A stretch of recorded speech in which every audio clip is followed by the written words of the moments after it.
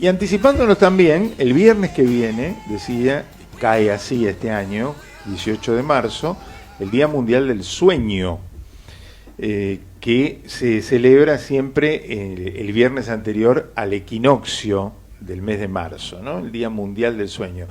Y claro, dijimos, si vamos a hablar un poquito, nos anticipamos al sueño, siempre ustedes saben que tenemos a un gran especialista, al maestro en esta cuestión, a nuestro referente, que es el doctor Daniel Pérez Chada, que es el director de la Clínica del Sueño, nada menos en la Universidad Austral, entre otras largas menciones que podríamos hacer a su trayectoria. Hola Daniel, aquí Alejandra Zúcoli y Carlos Clerici, te estamos viendo y saludando. Buen día, ¿cómo estás? Buenos días, ¿qué tal Alejandra y Carlos? Gracias por invitarme y pierdo la oportunidad de verlos a ustedes, pero bueno, los escucho muy bien. Bueno, hace mucho que no nos vemos personalmente, Ya claro, nos con todo esto de la Sí, pandemia, ¿no? Nos vimos, así es. tuvimos una charla en la UP con respecto hace 2 años con el tema del sueño, porque en realidad en el laboratorio del disfrute, que fue muy interesante, porque esto, yo hablo de maestro, porque es necesario empezar a evangelizar la importancia del sueño, evangelizar como una buena noticia, que es algo libre, gratuito, que tenemos a nuestro alcance y que muchas veces no sabemos cómo utilizarlo. El sueño como recuperación de memoria, como tantos beneficios que es tener un buen sueño. ¿No es así, doctor? Sí, efectivamente, el sueño es un hecho vital en nuestra vida, y si un poco parafraseando a uno de los grandes investigadores en medicina del sueño, si el sueño no fuese una cuestión vital en el desarrollo de las especies, hubiera sido uno de los errores más grandes de la evolución desde el punto de vista biológico, porque el sueño está, digamos, distribuido en todas las especies, por lo cual cumple una función trascendental. Y en estos tiempos, si bien ahora estamos en unas semanas bastante más calmas con respecto a la pandemia, un aspecto no destacado de la importancia del sueño es su relación con la respuesta inmunológica. Y hay muchas evidencias acerca de la eficiencia de la respuesta inmune cuando la calidad y cantidad de horas de sueño es adecuada. Esto se demostró hace muchos años atrás, aplicando vacunas, por ejemplo, para hepatitis, donde se veía que las personas que tenían un sueño de mejor calidad y mayor duración tenían una mejor respuesta inmune luego de la inoculación con la vacuna para prevenir hepatitis. Y en estas épocas donde el sueño está, yo diría, tan desjerarquizado en términos de su importancia, además hay tantas circunstancias que nos obligan a restringir las horas de sueño y en el medio de la pandemia, creo que es un buen mensaje para llevarle a la comunidad el hecho de que dormir la suficiente cantidad de horas es importante para mejorar nuestra respuesta inmune y también para que las vacunas que recibimos sean más eficientes.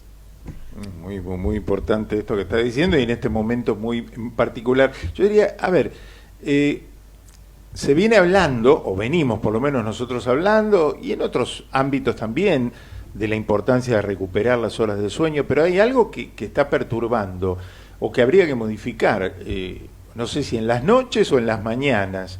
Empezamos demasiado temprano algunas actividades cuando todavía la gente no está preparada para hacerlas, y a pie son los colegios o en algunos trabajos, y después está la oferta nocturna que cada vez se prolonga más, ¿no? Con los medios de comunicación, Bueno, por ejemplo.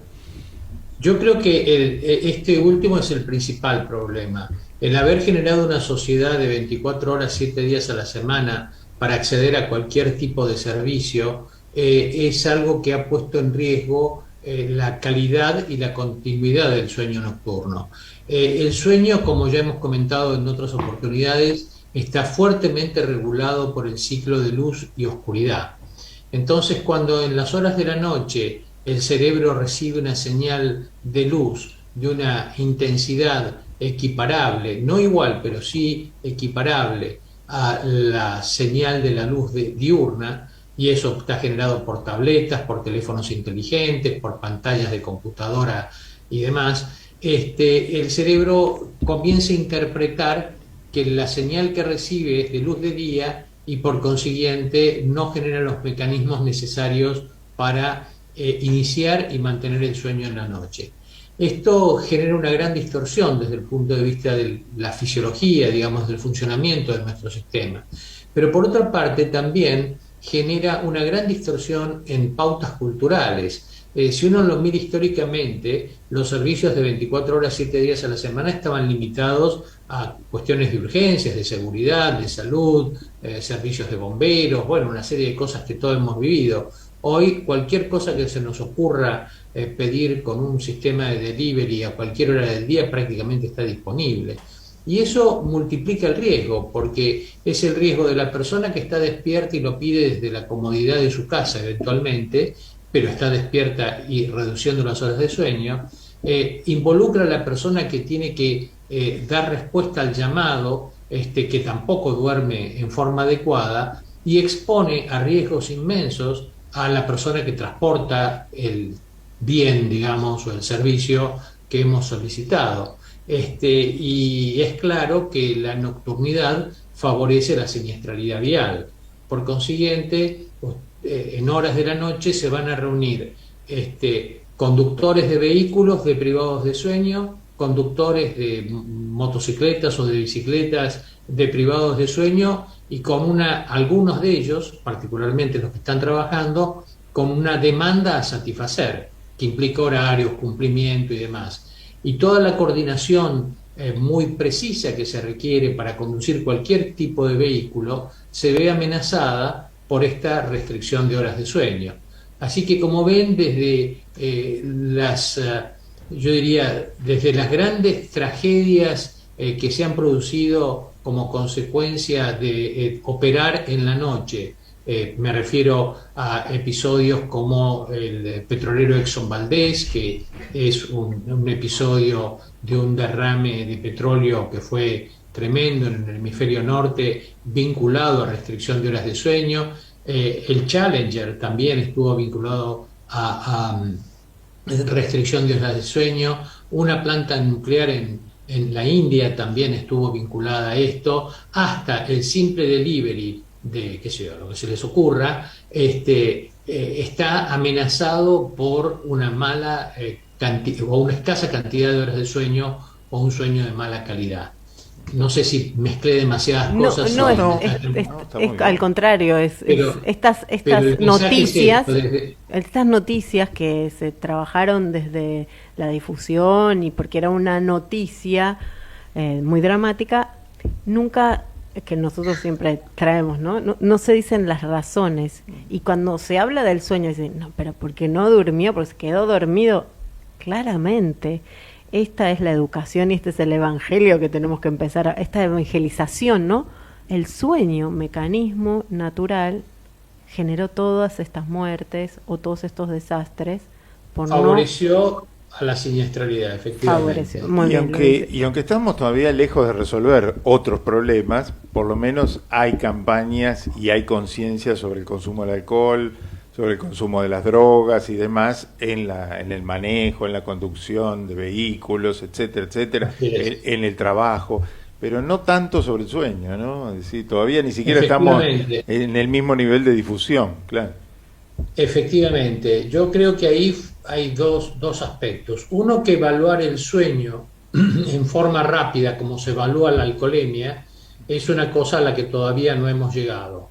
Llegaremos en algún momento, pero aún no disponemos de una manera de evaluar la somnolencia de una persona deteniéndola en una calle, en una avenida, en una ruta y midiéndole sus chances de quedarse dormido. No tenemos todavía el instrumento preciso para hacerlo, como sí existe con la alcoholemia. Además, cuando lo paran, la persona se pone alerta, ¿no? Si alguien lo está parando, ya desactiva. Eso es cierto, es muy cierta esa observación y es muy atinada, porque siempre que existe una situación de cierta emergencia, al menos yo todavía me sigo poniendo nervioso teniendo todos los papeles en orden cuando me paran en un control automotor, claro, y no habiendo tomado alcohol, se disparan una serie de respuestas que aumentan nuestro nivel de atención. Pero si así no fuese, supongamos que esa variable no existiese, tampoco tenemos el instrumento. No tengo. Así que la educación es clave en este aspecto para prevenir que haya conductores somnolientos en las autopistas. Y mejorar un poco Y la otra prensa. cosa, Perdón. para valorar el tema del sueño, Sí. los 3 pilares Está. que las organizaciones en salud reconocen como predictivas de una buena calidad de vida futuro son la nutrición, la actividad física y el sueño.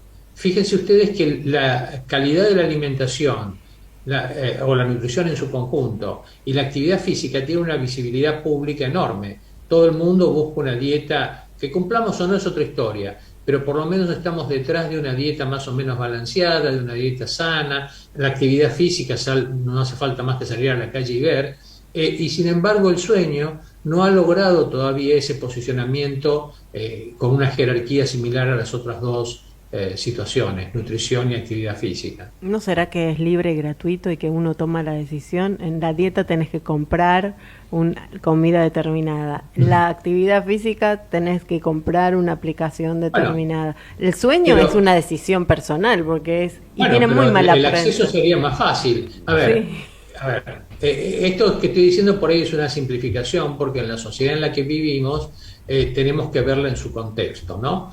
Y este contexto implica que en los países industrializados casi el 20% de la población activa trabaja en horarios rotativos, lo cual ahí ya tenés vinculado a una actividad profesional una restricción de las horas de sueño.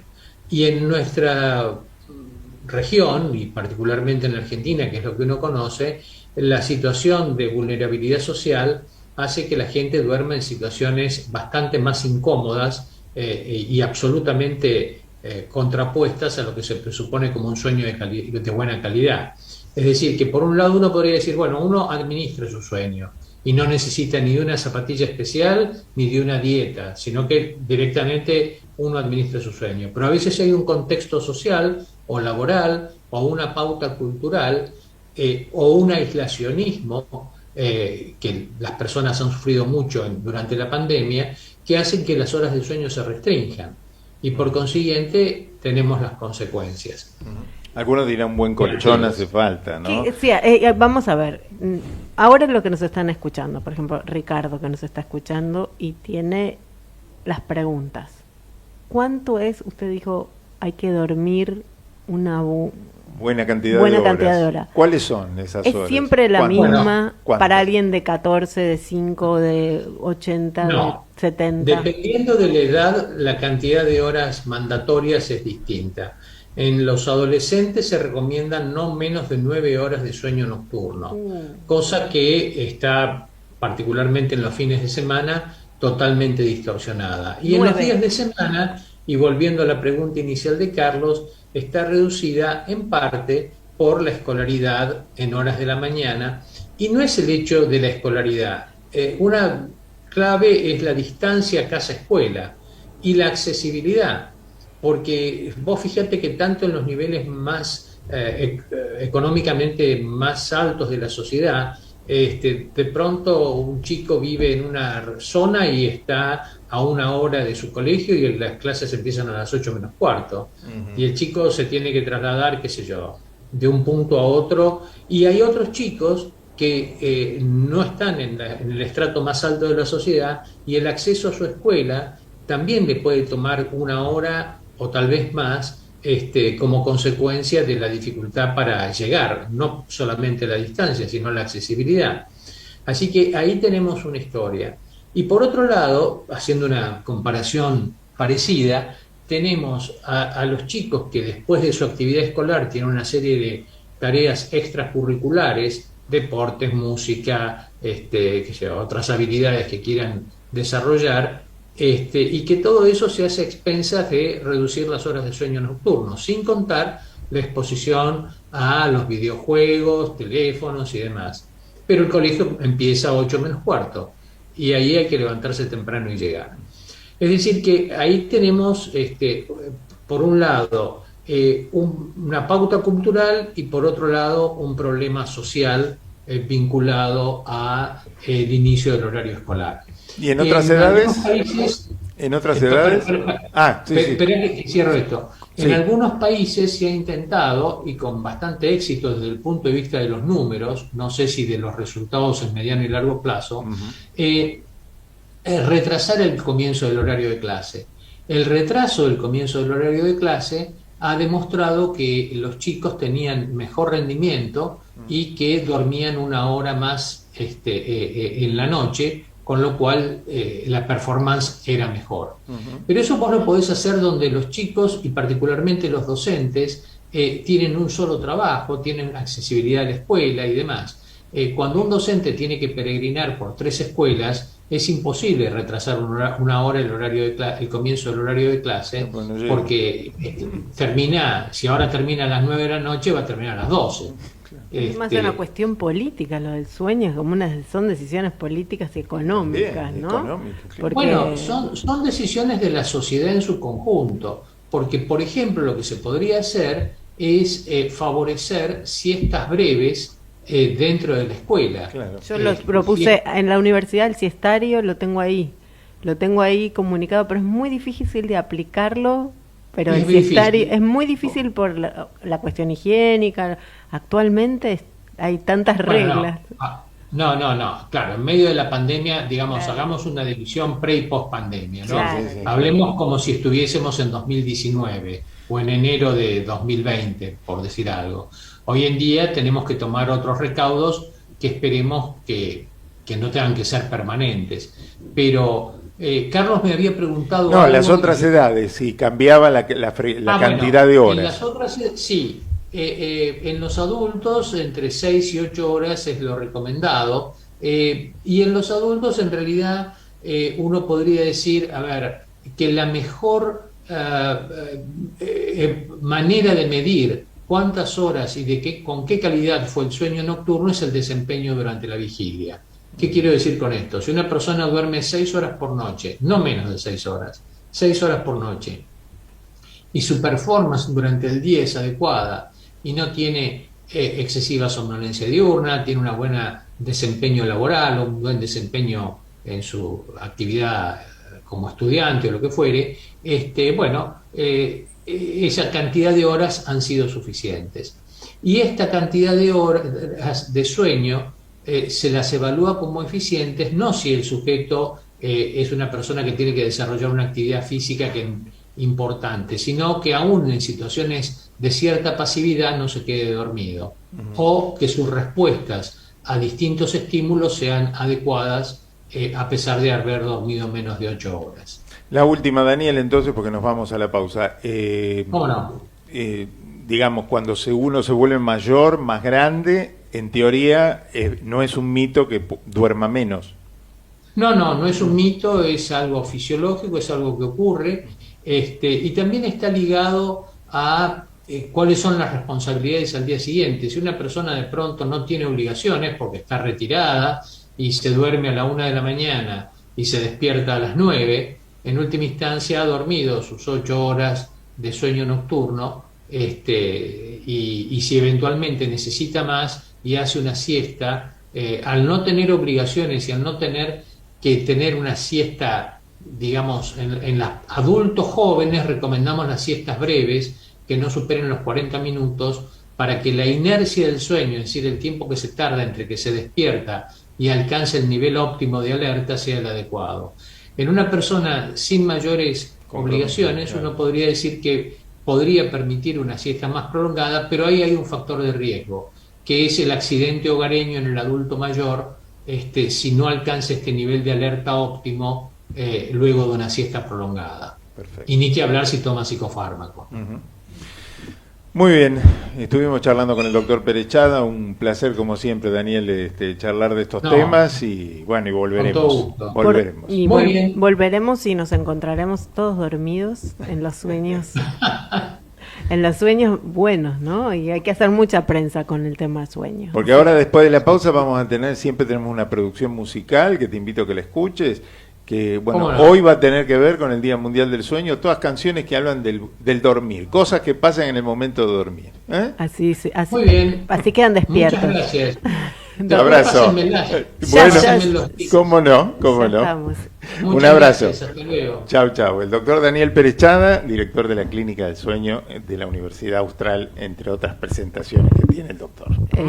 Así que preparados, listos, en un ratito empezamos a encontrar el arte del sueño. No a dormir, no venimos a dormir, No. no son canciones para relajar. Yo debo decir que estoy cada vez más joven.